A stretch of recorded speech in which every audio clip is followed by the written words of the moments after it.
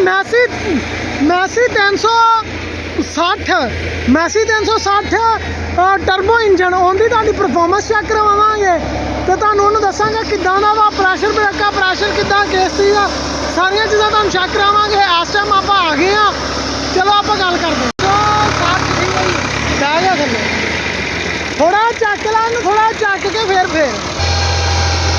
360 ठीक है जी पावर। तुहानूं मैं खेल चेक करवा दा, खेल चेक करो किदां नहीं है।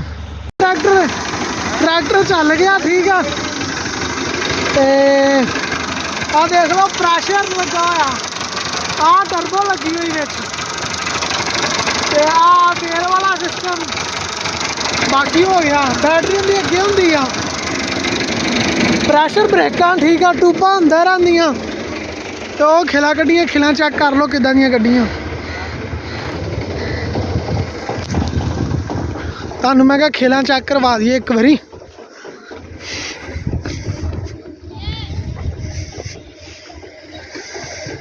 प्यारियां खिला निकल गई ठीक है बेहतरीन जियां करके। घर जाने घर जाके भी ट्राला एक फारक कर लिया से, हुण दूसरा ट्राला भी लैके जाना 135 ते 260 360 का तुहानूं रिव्यू करवाया। बेहतरीन ट्रैक्टर आ ये। तकरीबन मैं पूछा सी भाई हुण वो कितना तेल खांदा है, तकरीबन 1 घंटे च तकरीबन 2.5 लीटर तेल खांदा वा। 2.5 3 लीटर कर दिंदा, 3-4 अगर अच्छा तेल होवे फिर 3 करदा, अगर उदा ना 6-4 जा तेल होवे फिर वावा देर ला जांदा। ये भी वजह हैगी आ ते ब्रेकिंग सिस्टम उनका बेहतरीन आ, 85 वर्गा वा। प्रैशर भी बेहतरीन आ, मतलब माड़ा नहीं कह सकते तो बहुत चंगा भी नहीं कह सकते, बस ठीक आ। इन्ना माड़ा भी नहीं कह चेक चुक किया चला चलू के।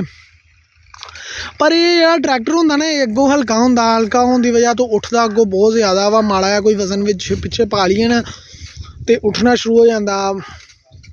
अगर किसी ने तगड़े हल बना के रखे हो ना तो उनकी वजह तो उठदा 360। वैसे ना 240 नालों बेहतरीन आ, 360 नालों अच्छा वा। तो पावर उन्नी को आ तकरीबन, ज़्यादा नहीं गी। वैसे इन्हूं प्रैशर प्रूशर कर के ते थोड़ी रिकमेंडेड वधाती आ तां करके। चलो ओके हो गया सारिਆਂ ਨੂੰ वीडियो। अज वीडियो इत्थे खत्म कर दें।